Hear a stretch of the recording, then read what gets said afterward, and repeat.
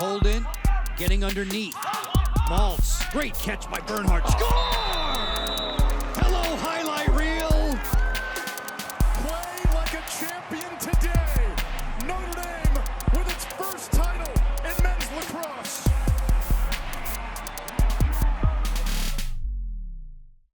Hello, college lacrosse fans. Thank you for joining us for our Army-Navy episode. To get a glimpse on what this means to these programs, we are joined by senior Navy defenseman, the captain of captains, Jackson Bonitz. Also, this week we're announcing a soft launch to our partnership with Lax.com. We cover every game, every week. My name is Dan Ryan. I'm Brett Williams. I'm Hayden Fry. I'm Mike Christensen. Cheers. Friday, April 5th. Utah was blessed by the Church of Mormon this week. They came out on top of Robert Morris 14-6. Joseph Smith was said to have a mean split dodge. Ever seen a shark launch itself out of the water and engulf a golden griffin? It happened Friday night in Buffalo. LIU 17, Canisius 15. The Sharks are 8-2. High Point proves a point this week that St. Bonnie's wasn't ready to compete with them. 18-7 Panthers. St. John's versus Denver was a Big East bloodbath. 10 different Pios find the net. 18-8 Denver. Saturday, April 6th. Which dog is best? The Bryant Bulldogs were this week. They defeat the Albany Great Danes 13-12. Aiden Goltz wins the game with under 5 seconds left to bring the black and gold to 3-1 in Big East play. Drew Anderson scored with 2 minutes left to bring his pack of Marist Red Foxes over the mount, 11-10. A sea wolf and a dragon met for coffee. Stony Brook caught the buzz. They beat Drexel 13-8. Crimson had the Big Green seeing red, 13-7 win for Harvard. Upset at West Point. Colgate defeats Army 14-11. Matt Lacombe, the Raiders goaltender, had 18 saves in the contest. Bauer to Carlson was how the Blue Jays beat the Nittany Lions. Hopkins improved to 8-3 with the OT win against Penn State. How many games could Lindenwood win if Lindenwood could win games? They lose to Detroit Mercy 12-8. Bishop 5 points. Richards 15 saves. They call them Minutemen because they're ready to fight in a minute's notice, but they were not ready. For St. Joe's, the Hawks get a 12-7 win. That's 7 in a row. Merrimack scores a season-high 15 goals against NJIT. Tex carried out a great comeback but fell short 1 goal to the Warriors. Can you take the higher? The Mountain Hawks move up a spot in the Patriot League. They beat Holy Cross 9-7. The Delaware Blue Hens score 11 of the last 12 goals, and Fairfield laid an egg, 14-6 final in Connecticut. The Loyola Greyhounds improved their in-conference win streak to 3. They sprint past a sluggish herd of Bucknell Bison, 15-13. Air Force has 5 straight ASUN wins with a win over Bellarmine. Jake Knapp was 10 of 17 at the X, 11-7 Air Force. UMBC Retrievers are bred for American East wins. They beat Lowell 21-5. They are one of 4 teams at 3-1 in the conference. A dagger for Wagner. Sacred Heart pulls off a 19-6 win at Campus Field. The East Coast Pios are discovering new territories of dominance. Siena beats Quinnipiac 13-10. Dylan Pape is in shape. He went 19 of 27 at the X. Providence turns water into twine at Villanova. Newsflash, Ryan Bell is the program's all-time assist leader now. He's the giver, 15-12 Friars. Yale 12, Penn 9. They must not teach ground balls at Wharton. The Bulldogs scoop up 38 to the Quakers 16. Bresci and his UNC Tar Heels take their 5th loss of the season from the Who's as they cruise in ACC play, 14-6 Virginia. The Hubble telescope captured a black hole in College Park on Saturday. His name was Logan McNaney. The Terps squeak out an important Big Ten win behind a stout defensive performance from the All-American netminder. A tight Patriot League tilt in Easton ended at the hand of Navy. I'm a joker, I'm a smoker. It was Henry Toker who dealt the final blow to Lafayette, 10-9 Navy. Shame. Queens will soon be taking a walk of atonement for this performance against Jacksonville. They lose 19-5. Towson beats Hofstra to make them 4-0 in CAA play. Chop Gallagher chops Hofstra's defense up like Gordon Ramsay in Hell's Kitchen, 15-11 Tigers. The Richmond of Richmond beat the Statesmen of Hobart 21-8. The Spiders continue to spin their web as they crawl their way to the top of the A10. Monmouth gets a mouthful of Hampton and spits them out 15-4. Georgetown Marquette. This matchup reminds me of baggy shorts in the glory days of Big East basketball. Like those games, this was a defensive battle. Hoyas win 11-8. Moore, 14 saves. Cleveland State's Evan Moskwa looked like he was on ayahuasca. He was so out of his mind, going 55% at the X against Mercer, 16-9. The Brown Bears have been in hibernation since 2016. Mike Daly has been trying to wake them up, but no luck yet. Cornell wins 14-8. Nust, 24 saves. Binghamton's Gage Adams puts the team on his back to defeat Vermont 11-10 in overtime. Kyle Gukma says Sakba to VMI in a 9-8 MAC win for Manhattan Saturday after Wednesday's loss. They get to find themselves at 5-2 in the conference. Sunday, April 7th, Carden Stoller was a high roller after his 19-save performance in their game against Michigan. The Scarlet Knights win 9-7. In the 2023 title game rematch, Notre Dame was relentless against Duke. 12 combined points for the Kavanaughs. The Irish are better than everyone right now. They win 15-12. Tuesday, April 9th, Matt Brandow owns the record books at Yale for all-time points, probably one of thousands he's opened during his time on campus. He drove the Bulldogs to an 18-16 victory over BU. Wednesday, April 10th, 5 MAC games, 4 one-goal contests. Marist 14, Siena 13, LIU 13, Manhattan 12, Canisius 11, Mount 10, VMI 14, Wagner 10, Sacred Heart 13, Quinnipiac 12. ASUN, Cleveland State 12, Queens 7, Utah 17, Lindenwood 5, Jacksonville 21, Detroit Mercy 9, Bellarmine 15, Robert Morris 12.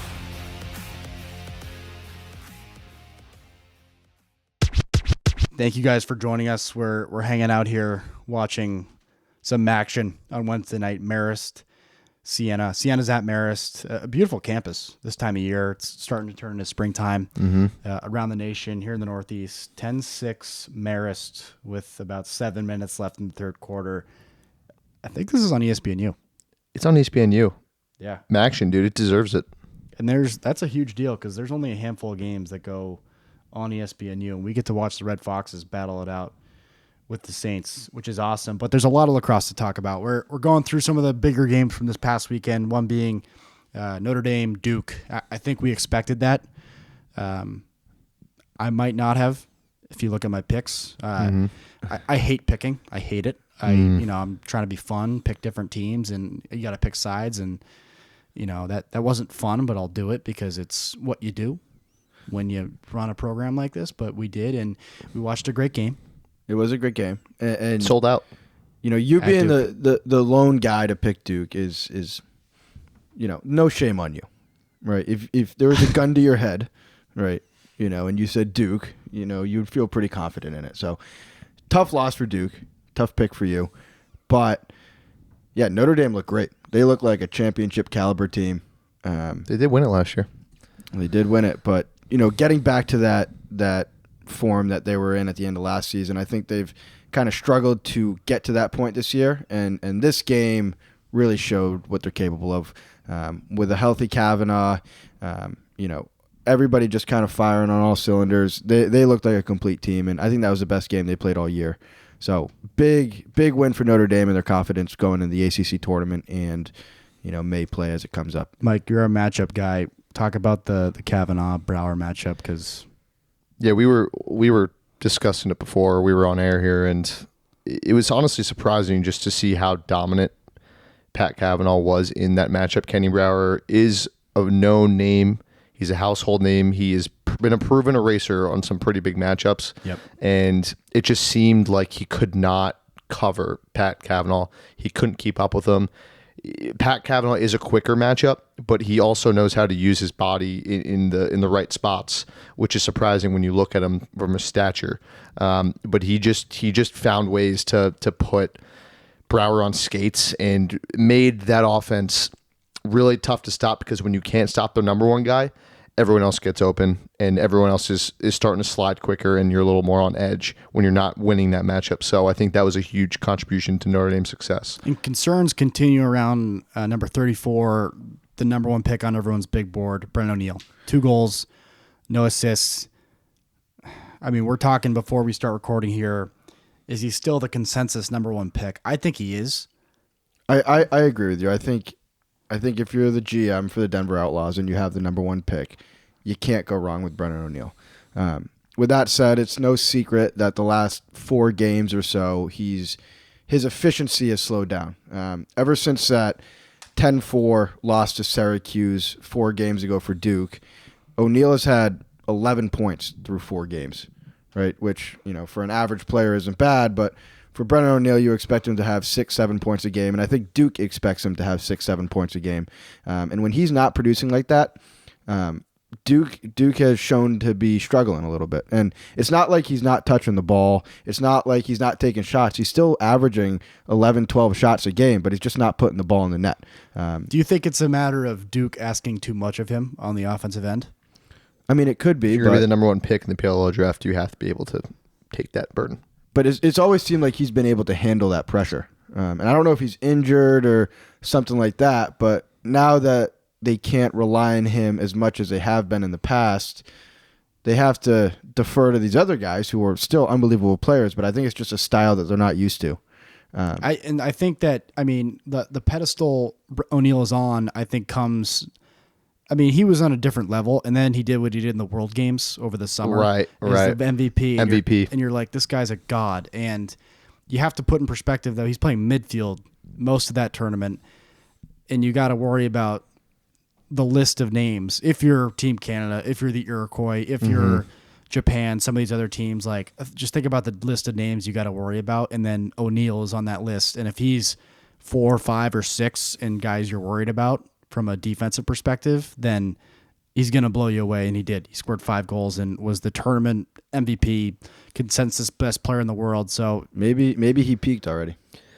It's possible. I don't know. It is Maybe he's just possible. having an off year. reached Maybe the he has absolute bigger height. spotlight on him. He's 1 year removed of winning the tour, and I don't know. Maybe there's a game plan that has been put in place that works against him. Maybe he's figured out. Maybe he's just not playing. Maybe he's just not playing well. But I actually disagree with you, Hayden. I don't think he's going to be number 1 pick. Depends how Duke finishes. Depends how he finishes. But I think it's either going to be Pat Cavanaugh or Schellenberger. I can see Schellenberger. Pat Cavanaugh, I think, is obviously an unbelievable player, but his injury history is concerning for a PLL scout. I could see Schellenberger be that number 1 pick, and I think anonymous PLL GMs came out and said that he is a number 1 guy on the board right now. Obviously, Brent O'Neal has had a tough 4-game stretch, but it's the only stretch in his career where he's looked human. Hopefully he can turn that around, and maybe he's got to get healthy.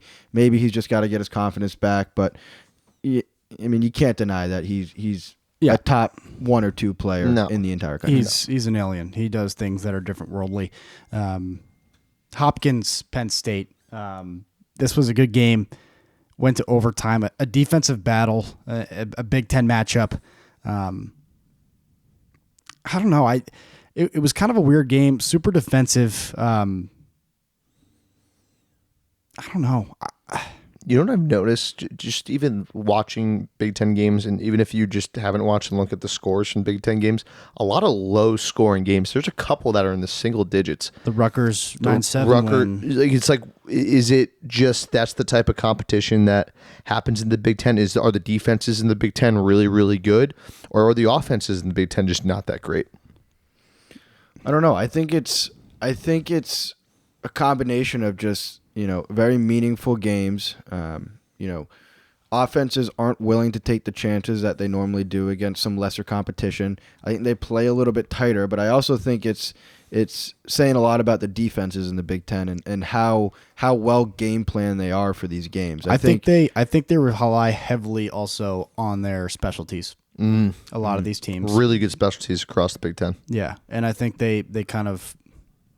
I don't know. Let's let our goaltender win a game. Let's let our face-off guy win a game. And I also think at this point in the season, each team playing 10 games or so, right? Each team knows what the other team is going to do. They have the data to back it up, and teams aren't changing their identity this late in the season. So being able to game plan like that, with some of the best lacrosse coaches in the world, they're really able to slow down the strengths of these teams. And I think that is why these are low-scoring games and just hard-fought battles, especially on the ground and in the penalty box. Right, that's a big decision maker of these games. Yeah, But you think too about. I don't know, some of these matchups, and the dust is starting to settle for some of these teams. They're realizing their fate, what needs to happen. We know who's in contention for an at-large, so going to continue to focus on conference games, who's coming out of them. And a big conference game this past week, and it hurts to say this on Army-Navy week, but Army upset by Colgate. And let's not talk about Army. Let's talk about Colgate for a second. I mean, what they've done this year is very impressive, and it's really out of nowhere. Nowhere. Yeah. When's the, for somebody who has played Colgate every year too, the last time I can think of a really successful Colgate team, or maybe just a big thing come out of Colgate, was 2015. They had a player who won the Torin. Yeah, Peter Baum. 2015. And truly, I just haven't heard much of them. I know that they've had some real down years the past couple of years, especially last year, which makes this year so special. The way they're playing and the teams they're beating, how they've situated themselves in the Patriot League to really set them up for success to win a Patriot League title game, to make a run in the playoff. They're at that spot right now. Yeah, yeah, and obviously a huge win for them. They are set up pretty well to get a top 4 seed in the Patriot League tournament, which would be huge for them, a massive success for their program. But are they a team that, when it comes down to Patriot League play, will win a game against a team like Army or Navy or BU? I don't know. I think they, win games against Army like that because they kind of come in unassuming. It's a big-time trap game for Army. They got Navy. They're looking ahead to that. Maybe they're not, but they probably were. Right? Colgate comes in, historically a team that they would pound, and a team that's like red hot from Colgate. I can see why they won in this scenario, just because it's a trap game situation. But when it comes down to teams playing for their lives in the Patriot League tournament, I don't know. I don't know if they're going to have that grittiness and toughness to win those games. History would tell you no. And a lot of times when I've bet or have picked games this year, I've been against Colgate because historically that is what they do. Maybe this year's different. I guess we'll see. But they're playing some really good lacrosse, and they have some boys who can ball in their Hamilton, New York. They have some ballers. Some highlights we want to cover. We're going to get into our All Guts, No Glory section, but some teams just want to point out here. Towson is 8-3. I don't have much to say. They beat Hofstra, expected to do so, but they're playing some really good lacrosse. Their 3 losses are to very good programs. I don't know about at large. I don't think they have the quality wins to do it, but they're just one of the teams who are running right now. Richmond's running, just had a pretty dominant win over Hobart. Maryland, Ohio State was a tight game. That was very unexpected. Ohio State's playing good lacrosse. Good lacrosse. They've lost to some great teams, but they're all contests. They're beating Penn State up until the end. They beat Rutgers last week. Handled. And they're a tight game with Notre Dame for a few quarters. And they they play a tight game at Maryland. It's getting competitive. It's getting very competitive. Brett, you want to jump into All Guts? Absolutely. All Guts, No Glory. Providence gets a huge Big East win over Villanova. Ryan Bell had 7 assists. Richie Joseph had 4 goals. They dominated the specialty battle with McConaughey and Corsanti. This gives Providence some confidence to make the Big East tourney. They're 1-1. In Big East play, Villanova falls to 0-2. Next, he's got glory. He's also got guts. Cornell's Wyatt Nust named USA Lacrosse Mag's National Player of the Week. It was a 2-game effort for Nust. He had 9 saves in relief of Matthew Tully against Syracuse to secure their OT win. He also had 24 saves in a 14-8 win over Brown. Not just a lot of saves here, but clutch saves. Very clutch. Very clutch. And now we'll jump into the D3 rundown real quick here. As of tonight, breaking news, Trinity beat Wesleyan 10-9 in OT, which I don't think anybody in the NESCAC or nationwide saw coming. Wesleyan is coming off that huge 16-14 win against Tufts at Tufts. It was the first Tufts NESCAC home loss since 2018, which is a crazy stat. A couple other big scores this week. St. Lawrence fell to Middlebury 13-7 to end their perfect season. Middlebury, obviously a great team, had some struggles this year, but they get a huge win over St. Lawrence. And then, I guess just looking at the polls here, not much changed since last week. Obviously, this upcoming poll, things will shift around a little bit. You can expect St. Lawrence to fall a spot or two, Tufts to fall a spot or two, Middlebury to rise. But for the most part, the other teams will stay, where they are. Still a lot of NESCAC teams in the top 15, a lot of Liberty League teams in the top 10.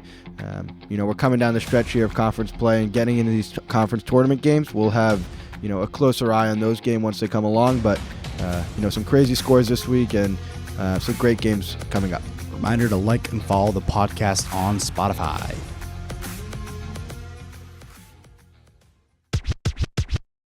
Now joining the show for the Army-Navy episode is senior captain for the Naval Academy from Shrewsbury, Pennsylvania, went to the McDonough School, number 8, Jackson Bonitz. Jackson was elected by the team captains for Navy's 36 varsity programs to serve as the 2023-2024 captain of captains.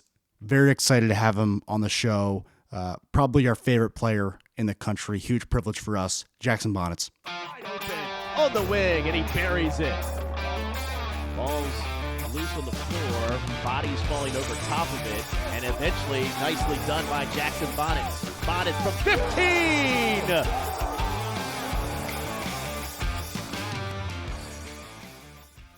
Jackson, thanks so much for joining the show. Thank you, Dan. I appreciate you having me on. Of course. Yeah, and for our listeners here, it's Thursday morning. You guys are getting ready to head to West Point this afternoon. Is that correct? Yes. Yeah, we're leaving 4:30 today. Gotcha. And is the bus going to break down again or what? We'll see. It's not like a 45-minute drive to Hopkins, so we're ready for anything. Doesn't really faze us, but hopefully it's a smooth sailing up to West Point. Definitely, yeah. Legend has it you're one of the guys who helped pick up the bus and carry it the rest of the way on the way to Homewood, but that'll be an urban myth for a different time. But I want to get into just your experience with the Navy lacrosse program this week. We just mentioned your accolade in the introduction, but elected by the captains of Navy's 36 varsity programs to be the Academy's captain of captains for 2024. And this is throwing a lot at you. It's a huge question, I understand, but kind of if you just had to put into words like what this means to you, it'd be really cool to hear. Definitely. Thank you for the question. It's been a great experience for me. I really didn't know this past summer what that position would honestly really entail for me, other than getting to be a part of all the sports in the yard and connecting with all the other captains. But it's been an amazing leadership experience for me. Be able to because the Naval Academy, like this is a training environment, so we're able to make mistakes. And I originally put myself up for the position because I wanted to put myself in some tough situations where I had to be in front of people and think on my feet. And I think that's where it's really, really helped me. And, gaining some new and more communication skills to help me. So, it's hard to put into words. Yep. But I think just the communication and the leadership aspects that I've kind of gained out of it. I feel like that sounds a little cliche, but getting to know all the other captains around the yard has been great. So cool. That's so cool. And I just imagine the quality of leaders on that campus must be hard for a lot of people to process. So it's so cool that you're able to do that. So I want to talk about your season a little bit too. So I had the opportunity to watch you guys play at BU. It was your first conference game of the year back in March. This game was immediately following some tough losses to Towson and Penn State, but then you guys blew BU out of the water, and you've been playing some great lacrosse since. So wanted to ask, if anything, what you think changed for your program at that moment. Yeah, it's definitely it feels like a while ago, but it's like a month ago. We started off the season, winning games that I would say we probably were supposed to win. We were in a feel-good spot, and we got smacked in the mouth by Towson. it felt like we never even had a chance in that game from after the first quarter. I think that a lot of people probably whoever watched the Penn State game that was the week prior to that, the scoreboard probably didn't really tell how that game went. I thought our defense actually played pretty solid in some moments, and we weren't hitting our shots. Their goalie was playing amazing. So I think this final score was 3-13, but there was actually a lot of positives gained from that game. And in the locker room after that, we weren't super down on ourselves, a lot of respect to Penn State. That's a great team. We knew that's a Final Four team coming in.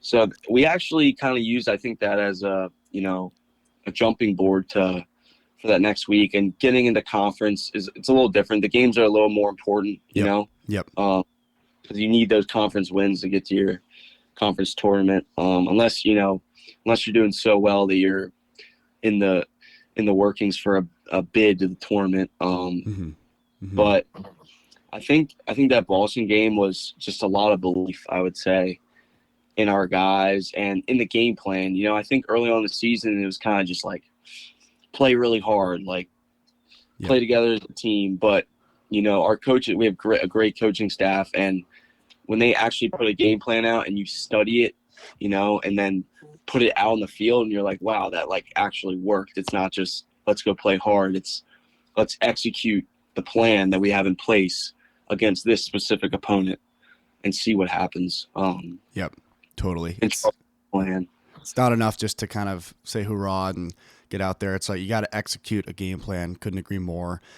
So this week, you guys are coming off back-to-back 1-goal wins. As you mentioned, the Patriot League, very important games. They're battles like they always are. So it would just be cool to hear what this week has been like leading into the rivalry. Maybe it looks the same as most weeks, but I've always just been curious how the academies get ready for this week and if it's different than any other. Yeah, so since I've been here, Army-Navy week is it can be all over the place. We've had weeks where we've honestly had like a crap week of practice, and some guys are like, oh gosh, this might not be good. And then we go out and play our best game of the year on Saturday, and everyone's like, how did that happen, Yeah. Or we have a great week of practice. I think I remember last year, and then we come out and Army smacks us in the mouth, and we don't have enough to fight back with. So it varies. I think I remember my freshman year, guys getting in fights a lot. That was kind of a big thing. Just getting guys riled up and like testosterone going in guys. But this week in particular, I think it's been a little bit up and down. Probably more in line with just how the weeks have been going recently. Our scout team, for instance, has done a great job the past, 3 or 4 weeks since we've been playing well and giving us a good look. So a lot of times, we'll get really beat down badly by the scout, and the starters are like crap, man. How are we going to be able to bounce back from this? But it ends up being a good thing, that we, lost in a short scrimmage to our scout on a Tuesday. I'd say, but this week specifically, again, just a little up and down. But you have to expect that your team's gonna show up on Saturday. Absolutely, yeah. And I just want to kind of keep talking about the Navy lacrosse program. How intense it must be this week that's so cool to hear. It's an intensity that probably not a lot of college players can relate to, which is awesome. But you personally, so you were originally committed to Penn State, and then you changed your mind. You went to the Navy Academy. We talked before we start recording. You thought about playing football, but just want to ask, what made you change your mind to attend Navy?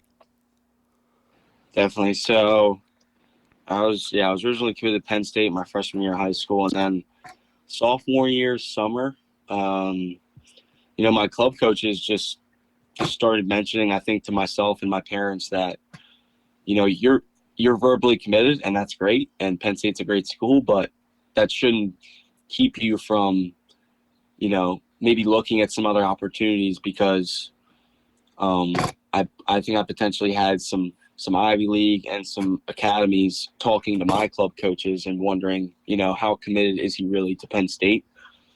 Because I committed there when I was 15, not many 15-year-olds really know what they want to do with their life. No. Um, And it's funny too. Yeah, I feel like Penn State's very famous for that. I feel like there's a bunch of names I can think of where they committed to Penn State when they were like 15 years old. Yeah, we when I was committed, it felt like a stack. Like, I mean, me and Brendan O'Neill were both committed there, and there was a couple other guys that a lot of us ended up decommitting. There was an original group of like 7 or 8 guys that all committed probably by the end of freshman year of high school.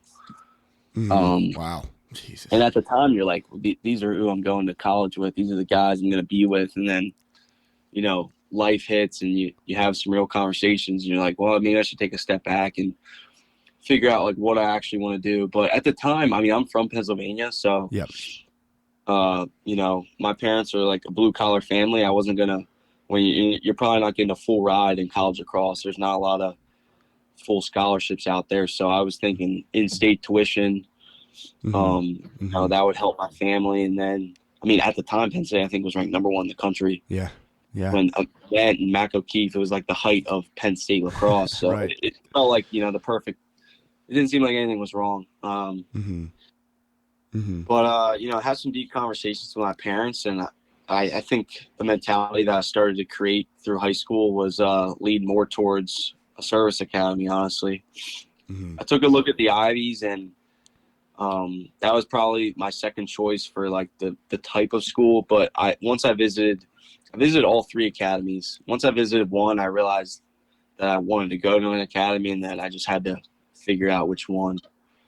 So, and I visited Navy. I had a pretty good visit. It felt like the right place for me. I live about an hour away. So for my family, to come to games and somewhat close. Just kind of worked out, and Coach Ampelo had just came in when I was a junior, or when I was a senior was his first year, but that was COVID. So,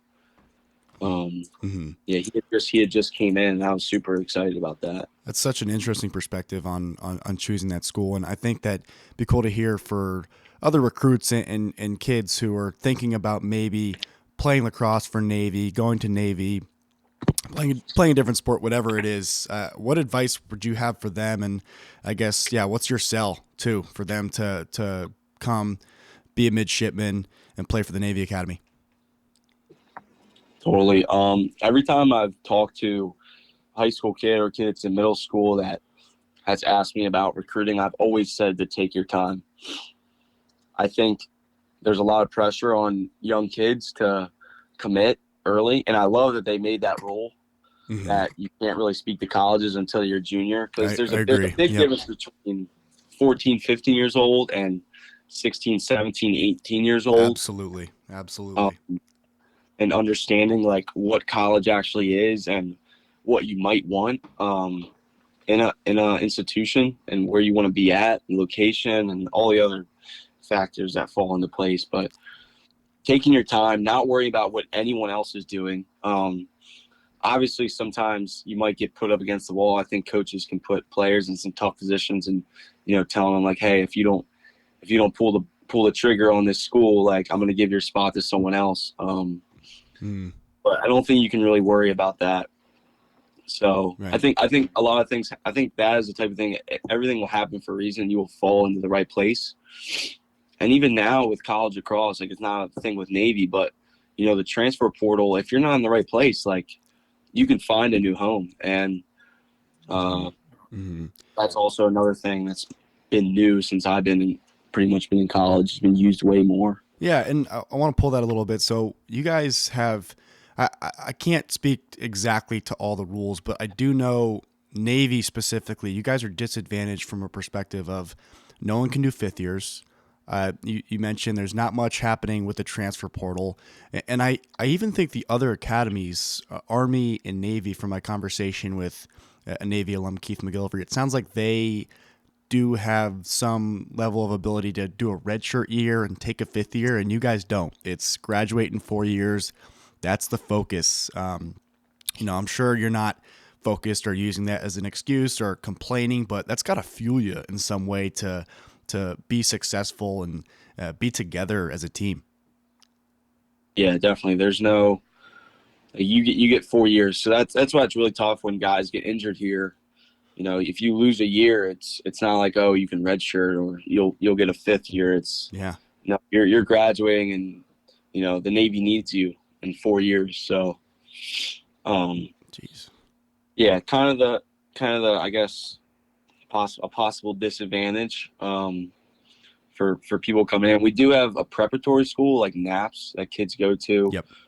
So technically, like those kids, that's kind of like a 5th year in a way. Yep. That's another year of development, but it's not the same as a 5th year at a normal college. A little different situation. Gotcha. But then I think you asked about just like the cell, right? On like Navy in general. Totally.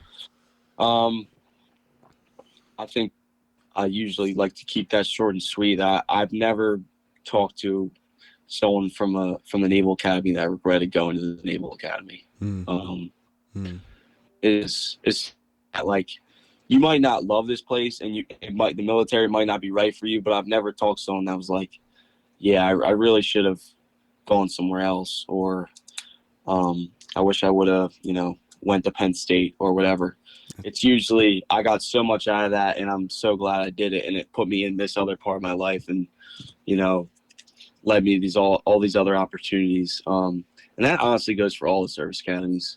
That's so cool. I mean, it's similar structure. Yeah, absolutely. I had the chance to visit Annapolis and see the area. I think it's gorgeous. Just I'm from the Northeast, and it's a little taste of mid-southern comfort, not all the way down there, but it's a beautiful town, a beautiful area, and the alumni I know from there too, professionally and in personal life, they're all amazing people. I do want to ask about the Army-Navy game, just last question here, or maybe one more, but when I visited Navy, I saw every single weight, every single dumbbell, whatever it was, it said, go Navy, beat Army, and I think it just has to mean more than just those words. It has to mean a little bit more than that. So from someone at the academy and a prominent leader there, what do those words mean, and what does this game mean to you, your program, and your school? Yeah, I mean, from our, like you said, 36 varsity sports on the yard, obviously there's maybe a little more pressure, maybe a little more hype for the star game, and getting that win. They keep track of our entire school's record against them in every sport. Obviously football is probably the biggest one. Every year gets the most, hype, and we're gonna change that. We're gonna change that. That's what we're doing. Sorry, continue. Yeah. But it means a lot. Me personally, I try not to get myself so much in the hype of the Army-Navy game. I think mentally that can hurt people, and mentally that can help some people. Some people want the hype. Some people want the loud, the lights all on them, and that's when they play best. Right. I like to try and stay calm, cool, and collected, and realize that, like, this is a big game, and yeah, it probably does mean a little more, but everything we're doing or nothing we're doing, changes from an execution standpoint, and it's another really important Patriot League game for us. So it definitely is a big deal at the academy. Like you said, all of our weights are custom designed like that. I'm sure all of Army's weights are like that too. Just the opposite. Right. It's just great to be a part of, because I think there's definitely a mutual respect between the two schools. It's not a dirty game, It's a battle, but it's not like super, disrespectful in any way. And that's kind of the beauty of it, that after the game you realize that, like, both schools are going to fight for, the same country. So it's it's amazing to be a part of, and I'm really grateful to be in the position I am. That's so cool. You're fighting for all of us, man. And from the entire lacrosse community, we thank you, all your teammates, and all the men and women at your academy for what you're going to be doing for our nation. And just want to give you the chance now. Do you know what you're going to be doing once you graduate here in May? Yes, I'm heading down to flight school in the fall. So down to Pensacola, Florida. Nice. So hell yeah. Hopefully be flying in a couple years here. I don't know what I'll be flying, but I'm really excited for that next chapter of my life as well. Hell yeah, man. That's so freaking cool. Awesome, brother. We really appreciate you having you on this show. We're going to watch every second of this game, whether it's in person or on the CBS broadcast. Really appreciate it, Jackson, and good luck this weekend. Yeah, thank you, Dan. I appreciate you having me on. Of course, man. Good luck. Goodbye.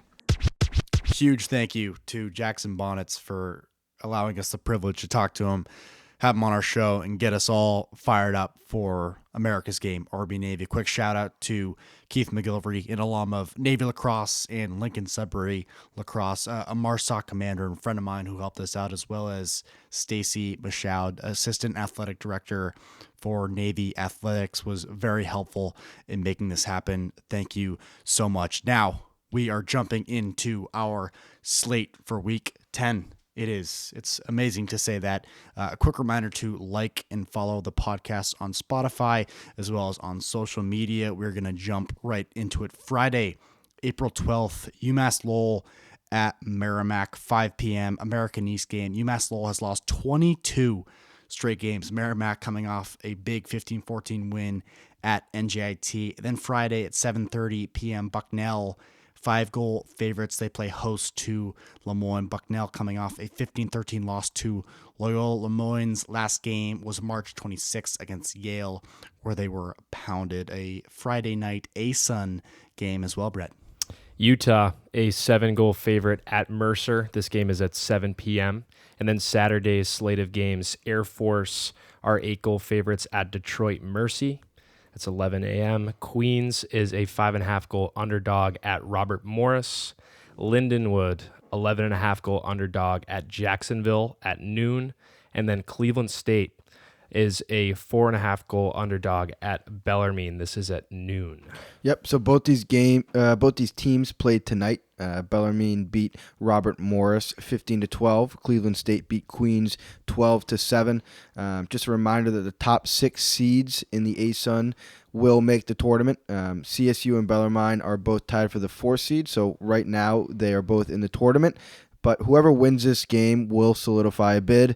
Whoever loses won't be able to afford to lose another game. That's why this one is so big.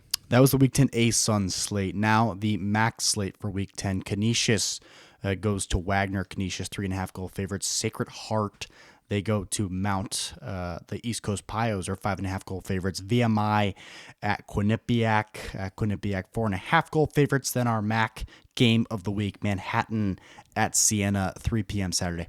After a disappointing out-of-conference run, Manhattan has situated themselves pretty nicely in the upper echelon of the MAC. They are sitting at 3rd behind Sacred Heart, who's 7-0, and LIU, who is 6-1. And LIU just beat Manhattan today in a tight contest, 13-12.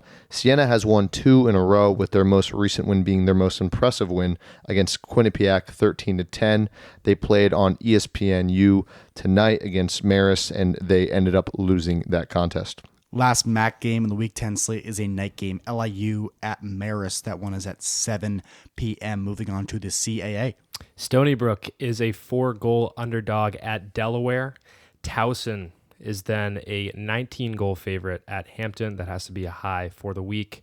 Next, we have a good game. Drexel, a 1.5-goal underdog at Hofstra. This is at 1 p.m. Yep, so the top 4 teams make the CAA tournament. Both of these teams are outside the top 4. Similar situation as in the ASUN. A win goes a long way for either of these teams, and a loss almost guarantees you not getting a bid in the CAA tournament. Another good game here. Fairfield, 1.5-goal underdog at Monmouth. This game is at noon. Yep, this is a huge game. There's a 3-way tie for that 3rd and 4th spot. between Fairfield, Monmouth, and Stony Brook. All are 2-2 in conference play. Assuming Stony Brook loses to Delaware this week, the winner of this game, Fairfield at Monmouth, will solidify themselves as a third place in that conference, which doesn't mean that they are guaranteed a bid, but will certainly set themselves up nicely for the CAA tournament. So a win here will go a long way for either of these teams. Next, we have Vermont, a 3-goal underdog at Bryant. This game is also at noon. Yeah, this is a good game. Both teams are up and down this year. Vermont is coming off an OT loss to Binghamton, which was a tough loss for them. But they do have decent wins against Merrimack, UMass being their most impressive, in NJIT. They are 2-2 in the American East, which is not enough to make the tournament right now. But they're very young, especially on defense, which is why I think they've been dropping these games. They do have a lot of depth on offense, headlined by Brock Haley, a graduate attackman who has 32 points on this year. He's been one of their guys for the last couple of years.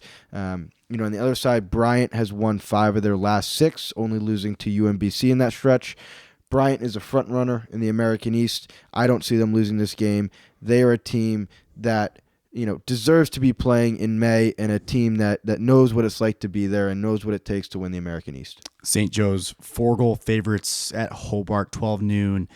A10 games. St. Joe's might be the hottest team in Division I lacrosse right now. They most recently beat UMass 12-7. They've won 7 straight games. Hobart lost to Richmond this past weekend 21-8.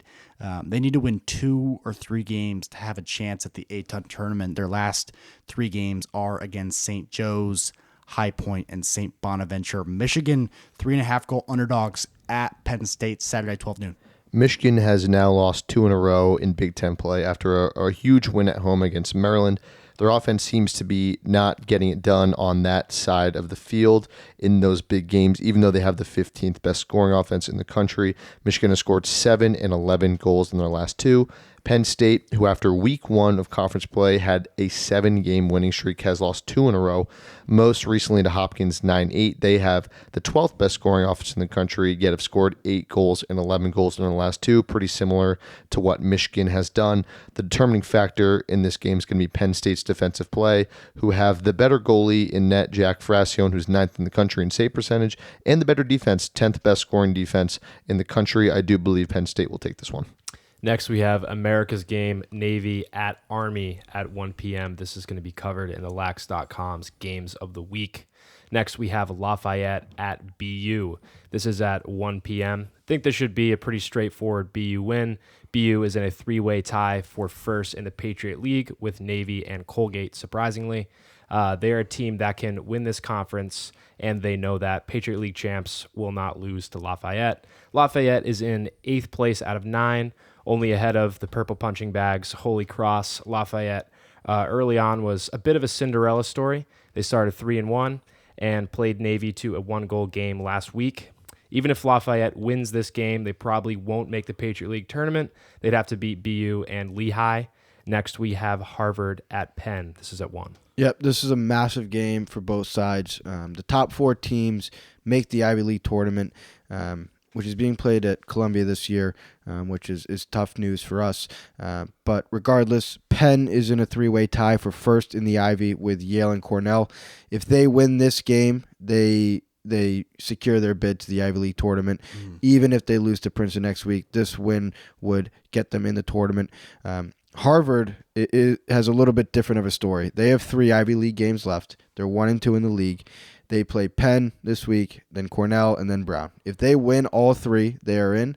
If they win 2 out of 3, they are maybe in, depending on what Princeton does, but they control their fate. If they can come out of these next 2 weeks without a loss, they will make the Ivy League tournament, and that starts with beating Penn this weekend at 1 p.m. More Saturday, 1 o'clock lacrosse. Loyola at Holy Cross. Loyola has won 3 in a row in the Patriot League, most recently beating Bucknell 15-13. Holy Cross had a tight game last week against Lehigh. They lost 9-7. I do think Loyola will run away with this one. Another 1 o'clock game. UAlbany at NJIT. The Danes are 3.5 goal favorites. American East action. Albany's coming off a very tight loss and a great effort at home against Bryant. NJIT has lost 4 straight in American East play, most recently losing a 1-goal contest to Merrimack. ACC lacrosse, Syracuse at UNC. The Orange, 3.5 goal favorites. This game is very important for Cuse. They have lost 2 in a row, most recently being probably one of the wildest games I have ever seen on live television. A comeback loss to Cornell, another upstate rival, 18-17 Ithaca, New York. A loss to UNC here would really hurt their at-large resume, which is pretty sad to say for a blue blood such as UNC. But on UNC's end, they need to win out to even maybe have a chance to be on the bubble for an at-large bid. I don't see that happening. UNC has lost 3 in a row to High Point, Army, and UVA. UNC and Cuse are pretty even in defense as far as goals per game, but even though Colin Krieg for UNC, their netminder is definitely a household name. Will Mark, the goalie for Cuse, has been just the better goalie this year, but I would say that the face-off battle is huge in this game. UNC's Brady Wambach going against Cuse's Mason Kahn, who are both top 10 in face-off percentage. This game is also at 1 p.m. UMass is at St. Bonaventure. That's at 1 p.m. St. Bonaventure just got slapped around by High Point, 18-7. UMass also coming off of a loss against St. Joe's, 12-7. Moving on, we have Villanova, a 7-point favorite at St. John's. Villanova lost last week to Providence, 15-12. St. John's lost 18-8 to Denver last week. If the Big East tournament started tomorrow, St. John's would be in, Nova would be out. If St. John's can win this game, that would be the case at the end of the year. Next, we have UMBC, a 2-goal favorite at Binghamton. This is 2 p.m. Yep, this is a big game in the American East. Both teams, UMBC and Binghamton, are tied for first in the American East. Similar to other conferences, the top 4 teams in this tournament are the ones who will be in the tournament, and the number 1 seed will host. So that's what these 2 teams are playing for, sitting at the top of the conference. I think Binghamton is, a little bit less poised to have that number 1 seed just because they still have to play UMBC this week, and then Albany and Bryant, who are the other top 2 teams in the American East. So I don't love their chances at that, but UMBC has already gotten those teams out of the way. They play NJIT in Vermont after this Binghamton team. Those are 3 games in a row that they can win and kind of elevate themselves and, pull away as being the lone number 1 seed in the American East. I think UMBC has been a better team this year, and they should win this game because they're capable of it and experienced and, are really playing for something in that number 1 seed. Last 2 p.m. game, Georgetown at Denver. It is a Lax.com game of the week. We're going to talk about that in a bit. Ivy League action, Princeton, 4.5 goal favorites at Brown. This one is at 3 o'clock. Princeton has had 3 wins in a row, most recently beating Lehigh 12-10. Brown has struggled this year, but they've shown the ability to play some good lacrosse. It was tight against Cornell for a little bit. They lost that game 14-8. Cornell's goalie made 24 saves. It's tough to win games when that happens. Providence, 1.5 goal underdogs at Marquette. This one is also at 3 o'clock. Providence beat Villanova 15-12 last week. Biggest win of the season for them. Marquette lost to Georgetown last week. Marquette has a really tight chance of making the Big East tournament. If Providence wins this, they will likely make the Big East tournament. We will see here. Lehigh, 2.5 goal underdogs at Colgate, 4 p.m. Patriot League action. Colgate is tied for 2nd, and Lehigh is tied for 3rd in the Patriot League. And this makes this an excellent game. Colgate is having a really good year and is 100% a contender to win the Patriot League and upset somebody in the tournament if they do win the Patriot League. They just had a big win over a top 5 caliber team in Army, 14-11, and their sole loss in the Patriot League is to a solid Navy team, 10-9, who, as we know, is really good when they show up. Lehigh is just an overall solid team who knows how to be successful in the Patriot League. They just had a tight win over Holy Cross, which doesn't really give huge confidence as they approach a huge Colgate game, but conference play is conference play. Another important thing to note here is that Lehigh did beat Navy this year 12-10, which is a good measuring stick. And Lehigh is 13-10 overall all time against Colgate. Next, we got Yale, 8.5 goal favorites at Dartmouth. Yale just beat BU 18-16 and has won 4 in a row. Dartmouth, on the other hand, has lost 4 in a row, most recently losing to Harvard 13-7. This game is at 4 p.m. And then moving on to Rutgers, a 3-goal underdog at number 5, Maryland, under the lights at 7 p.m. Yeah, this is going to be a great game. Rutgers is right outside the top 20. I think they should have been ranked this week after beating Michigan 11-9. They're loaded on offense, and they're picking up steam at the right time. They're a team we've talked about a lot, and they're really a team in the Big Ten that's got to be scary for any other big team to face, in the Big Ten tournament. Maryland has won the last 2 against Penn State and Ohio State. That Ohio State game was only 8-7, and before that, they lost to Michigan. So the moral of the story is Rutgers is hot, Maryland is not. As it stands right now, Maryland would get a bye and host a game in the Big Ten tournament. But if Rutgers wins against Maryland and beats Penn State next week, they could be in the running for a bye. So obviously a huge game, a lot to play for in these next 2 for Rutgers. But Maryland is Maryland. It's going to be tough to win there. Another great night game, and there's some good mid-major lacrosse Saturday night. Richmond 5-goal favorites at High Point. This one is at 7 o'clock. The best game in the best mid-major conference in the country, maybe my opinion, maybe true. Both teams are coming off dominating wins. Richmond's win was against a better A10 foe, but an 18-7 win for High Point over Bonnie's is nothing to bet an eye at. This is Division I lacrosse, and this is A10 lacrosse. Richmond's offense has looked impressive. They looked impressive against Hobart, and their defense looked even more impressive. They do sneakily have a top 10 scoring offense led by Dalton Young and Lance Madonna, and even more sneakily, a top 10 scoring defense led by Zach Vieg, who is number 5 in the country in save percentage, and then defenseman Hunter Smith, who is a lockdown defenseman. High Point is a good team. They've had some good wins this year. They have some really good guys, and these 2 teams have a history. They are coming off a year that they lost to Richmond in the A10 Conference Championship, and these guys were competing for championships in the SoCon prior. That's right. Richmond is 12-4 all-time against High Point, and I do believe they will take this one home as well. Sunday, April 14th, Cornell are 4.5 goal underdogs at Notre Dame. This game will be played at LIU at 12:30. We'll talk about this in the Lax.com Games of the Week.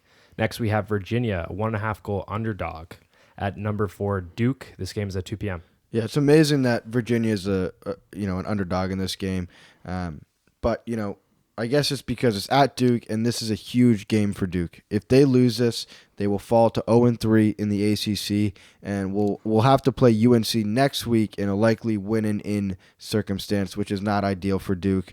If they can beat Virginia, they won't have to worry about that, and will probably also guarantee an at-large bid. So Duke is really playing to make their road ahead a lot easier. But Duke has been struggling as of late. It's no surprise that Brendan O'Neill has been in somewhat of a slump, as we mentioned earlier. I think Duke has changed some things up since that Syracuse game. 2 guys in Ben Johnston and Max Sloat, middies for Duke, have been getting a lot more run and producing at a high level. Guys like Charles Balsamo has gotten some playing time taken away, and it just seems like they've been going through the midfield more and staying away from O'Neill down at attack. So I don't know what's going on down there at Duke. Obviously something to worry about if you are a Duke fan, but a win against Virginia would get them right back on track. Story on Virginia is they've won the last 7, beating UNC 14-6 last week. They are consummate. They are steady. They are poised. They are experienced at closing and winning lacrosse games, and this is a game they should win. Again, I don't know how they're underdogs, but I like Virginia in this one. I think they are the team to beat this year.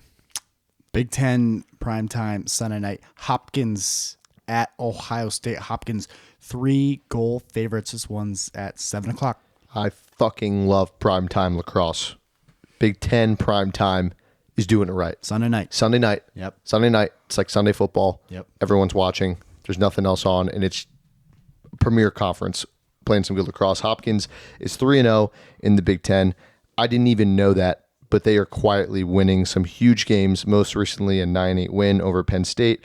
Although they have weapons on offense, it does feel like they are winning these games because of a very solid defense with Chase Ireland in net with a 56% save percentage and Scott Smith winning his matchups. Nonetheless, Degnan, Melendez, Collison, Angeles are all contributors to this solid squad. Ohio State does seem to be figuring out, though, and they've been playing some pretty good lacrosse recently. They just lost to Maryland 8-7. And they beat a good Rutgers team 14-8, who we just saw go to Michigan and handle them. This is an under game that has underwritten all over it. Ohio State also has a great defense. They have the number 7 scoring defense, and they have a goalie in net, a netminder named Big Tasty. I would take the under in this one. Big Tasty's playing phenomenally. Phenomenal. If you're holding Maryland to 8 goals, you're doing something right. Yeah. And just to talk about the Big Ten for a sec, because they're not featured in our Games of the Week section, Hopkins a few weeks ago, we look and say they're 5-3. Holy crap, what happened? They beat Virginia. Now they might not get an at-large. I'll tell you what, 8-3 and 3-0 in the Big Ten sounds a lot better than 5-3. They've really turned it around, and that Big Ten tournament's going to be fun. I don't know. I'd like to see the odds on who's going to win that thing, because anyone could win it.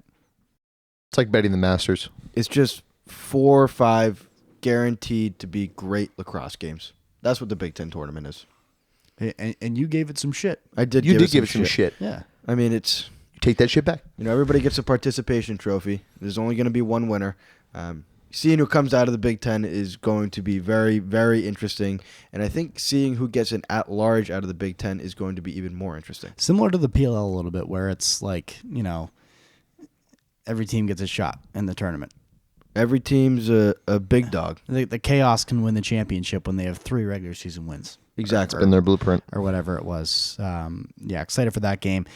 Wrapping up our Week 10 slate before our Games of the Week section, we have Tuesday, April 16th, Yale goes to Hofstra. That one's at 7 p.m. Good night game on Tuesday. And then Wednesday, some A-Sun action. Mercer at Air Force at 2 p.m. Now diving into our Lax.com Games of the Week. Now, we had one hell of a run working with Omaha Steaks, but sadly, those meats have dried out to jerky. We are moving on and now partnering with Lax.com. You've all seen their highlights, and if your program was good enough in high school or college, they may have even posted clips from one of your games. But moving forward, Lax.com is helping us cover every game every week with live scores and statistics from every game every single week. Check out their website and get your nephew a beautiful 30-inch Wonder Boy. If he's a goal scorer, maybe get him an STX Stallion, and to loosen up those hands, throw on some soft mesh from String King. We're excited to present to you our first 3 Lax.com Games of the Week. First one being the game, America's game, Navy. They're 7-4, 4-1 in the Patriot League at Army. Army 8-2, 3-2 in the Patriot League, coming off an upset loss to Colgate. This game is at 1 p.m. It's on CBS Sports Network, and the broadcast is always so pristine. It is going to be beautiful. I'm gonna cry during the Is there a national anthem. Is there a flyover? yes. Yes. Totally. I'm gonna have chills. It's going to be amazing. The highlights we watched this week for last year's game, or 2 years ago, the game at West Point, at Mitchie or Mikey Stadium.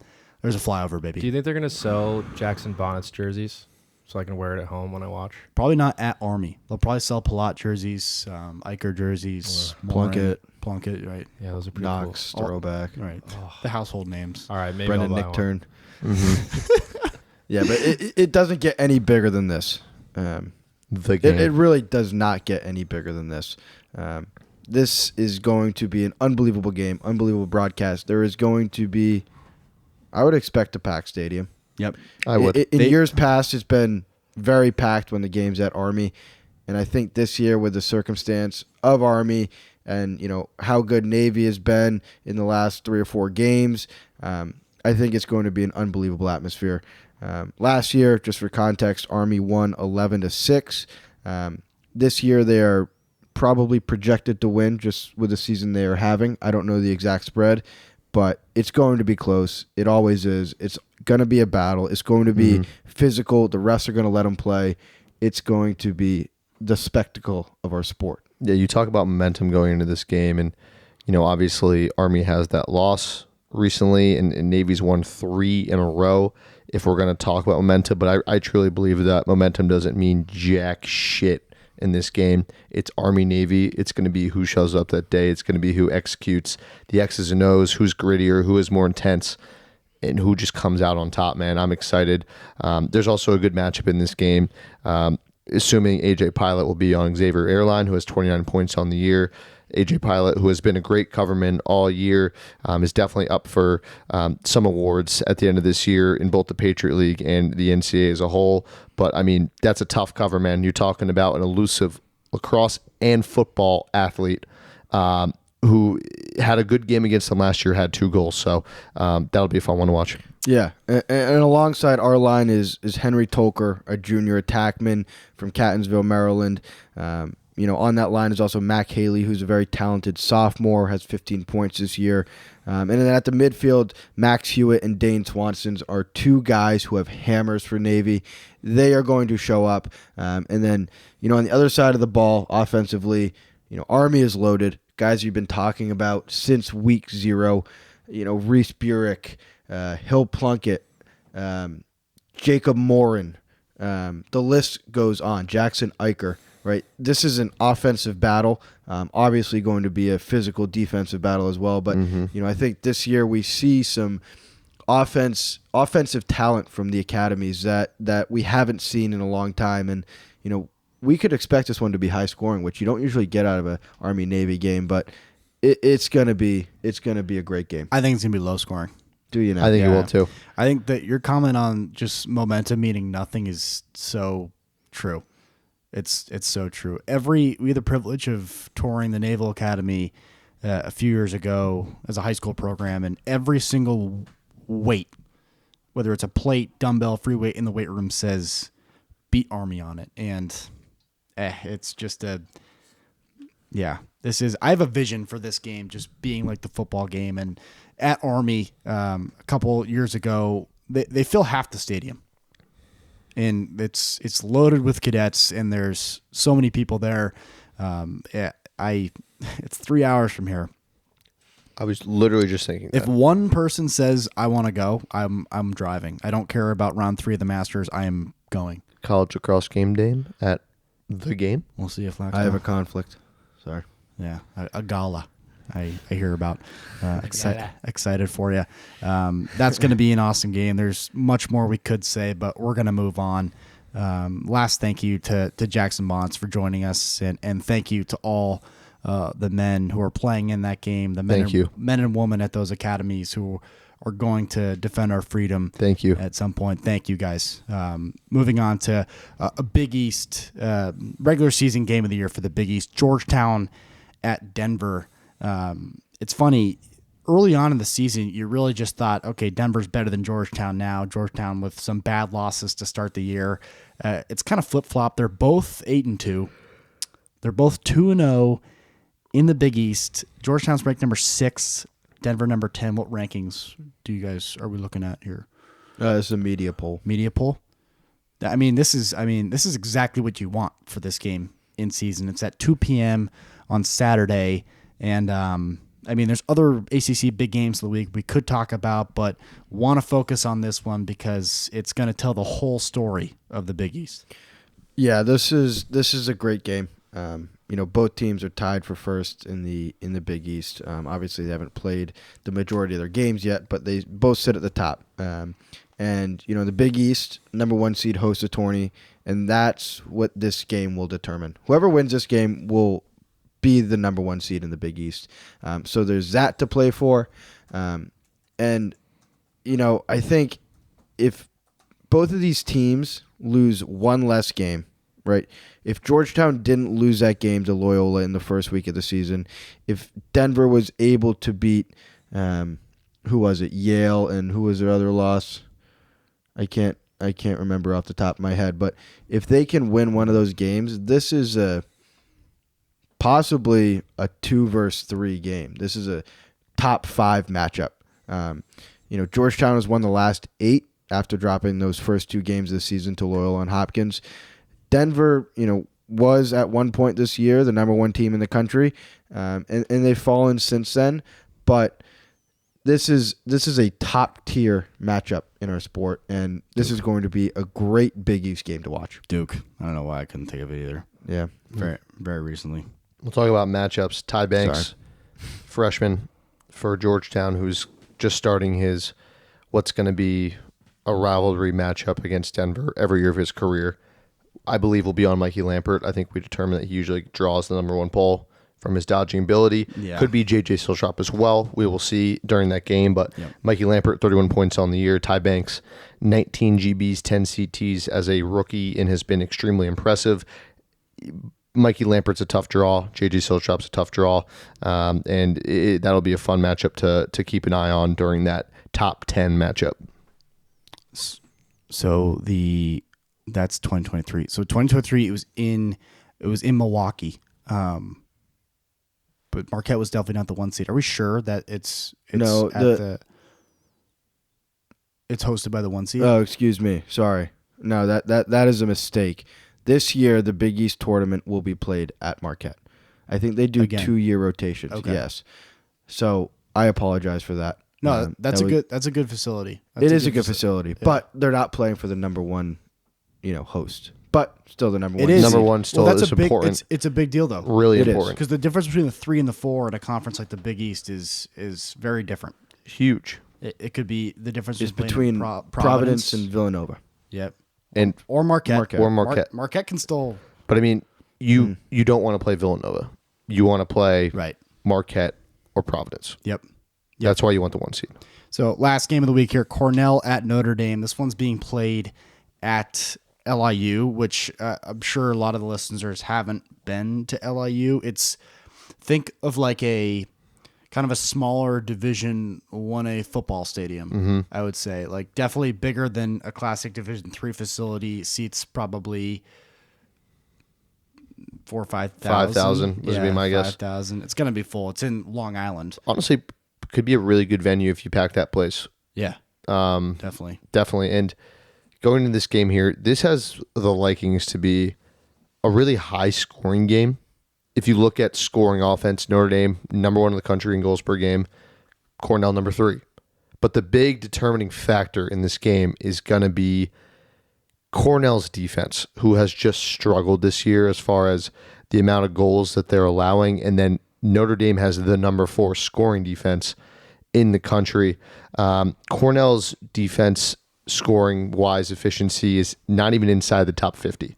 Now they're taking on a offense, as I mentioned before. They're scoring 16 goals per game on average. They have to stop the Kavanaugh brothers. They have to stop Jake Taylor, who is just undeniably fun to watch off ball and just super tough to defend and plan for as a defensive scheme. They have Devin McLean, who's been an excellent transfer from Brown. He's really settled in nicely to their offense.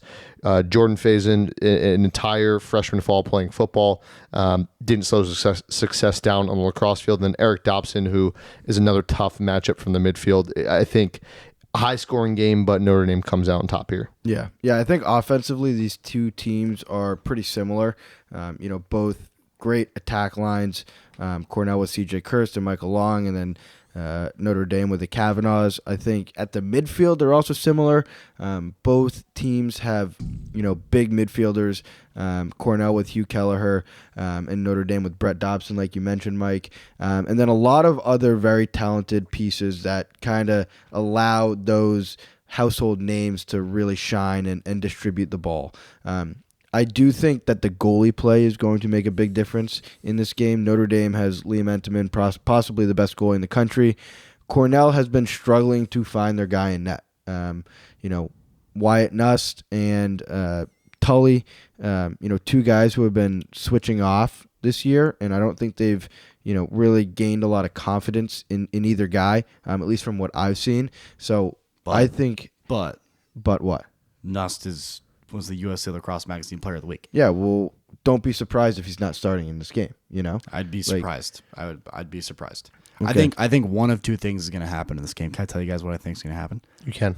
I think Cornell is going to be either humbled big time, and they're going to learn, okay, there's a lot of things we're not as good at as some of these ACC teams, and they might hear me say this right now and say, shut the fuck up, Dan, we just beat Syracuse. But I think Notre Dame is a different level of lacrosse. I think they're a different level of lacrosse. So I think one of the things that could happen is they get humbled, expose all their weaknesses, and learn from it in a great way, and Notre Dame rolls. Or I think we see Cornell's culture that's driven them in such big moments, down 7 goals against Syracuse to start the game. I think that just drives them into competing in this game. Besides getting blown out by Penn State about a month ago, both their losses are 1-goal losses in close game, one to Penn and one back to Denver at the start of the year. It's really hard for me to see Cornell getting blown out. But that being said, this is Notre Dame. This is a professional organization competing with college teams, and I don't know. I think one of those two things is going to happen. Doesn't help in terms of betting. I think Notre Dame 4.5 goal favorite here, but yeah. What's the over?